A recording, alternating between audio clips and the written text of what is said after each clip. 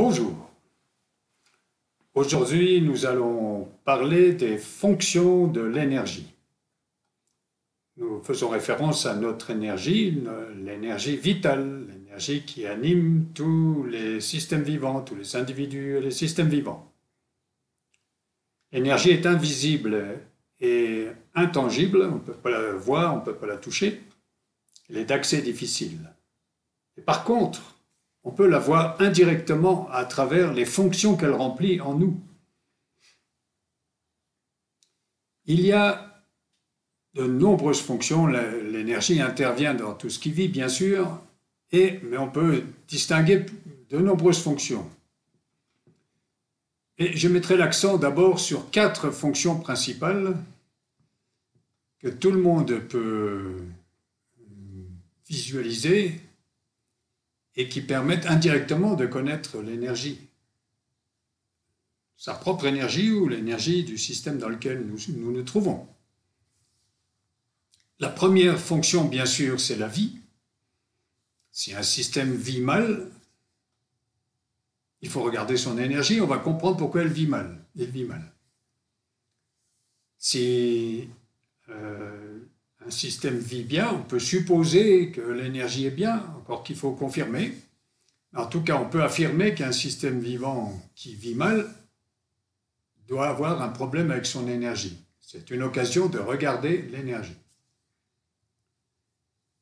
La deuxième fonction, c'est évidemment le fonctionnement.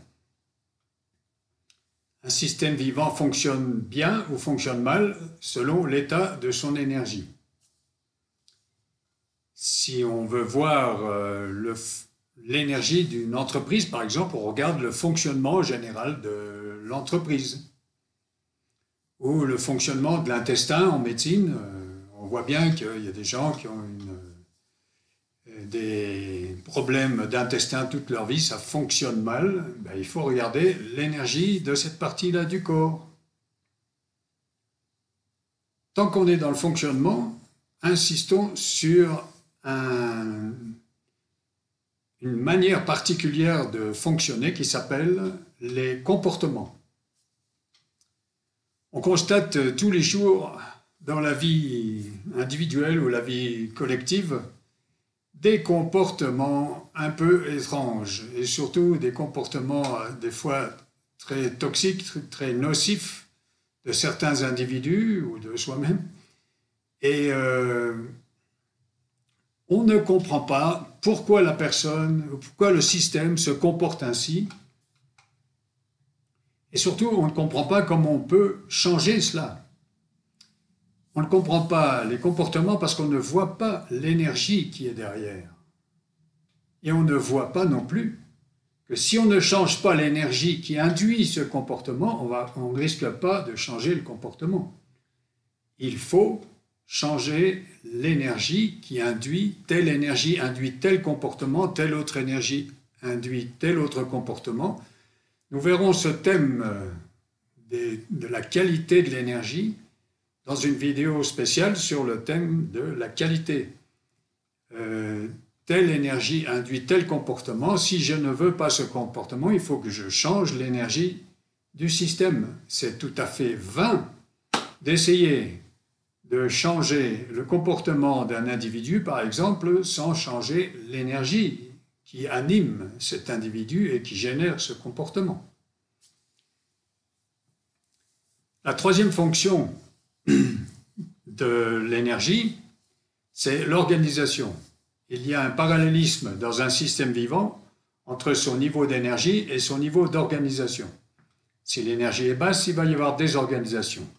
S'il y a désorganisation, c'est que l'énergie est basse, est en mauvais état, en quantité ou en qualité. Il est impossible de réorganiser un système vivant sans monter son énergie.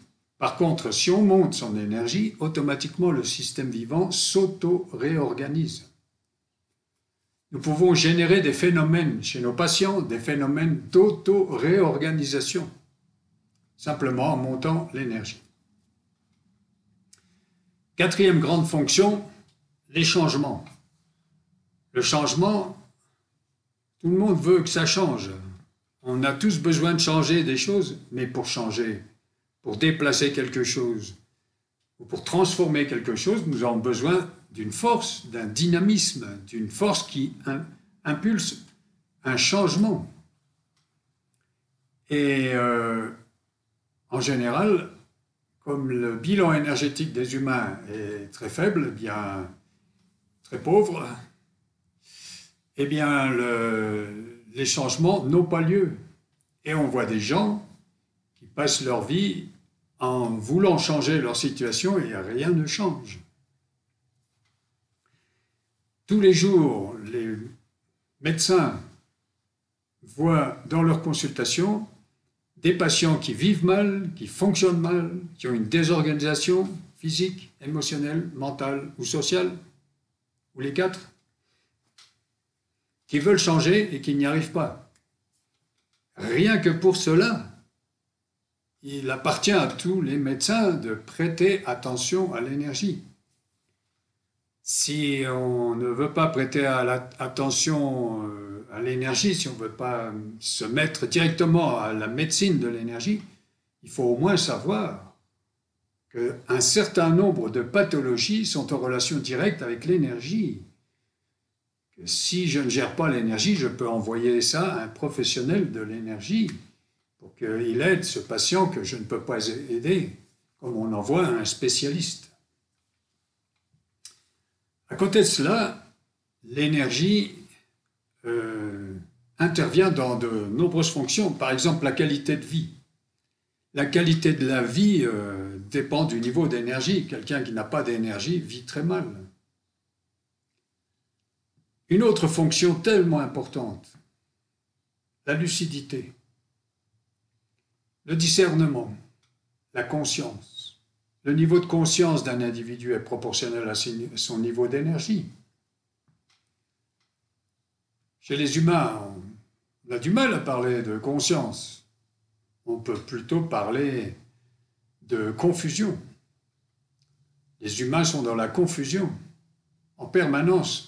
Et pourquoi? Par manque d'énergie. C'est l'obscurité. Les humains ne voient pas ce qui existe et en plus ils voient des choses qui n'existent pas. On pourrait développer ça, je le développerai plus tard. Nous sommes dans l'illusion, dans la confusion la plus totale. Il n'y a pas de diagnostic. Et comme il n'y a pas d'énergie, il n'y a pas de force, il n'y a pas de traitement non plus. Il n'y a rien qui change. Simplement, donc, pour y voir plus clair, il faut que nous travaillions notre énergie.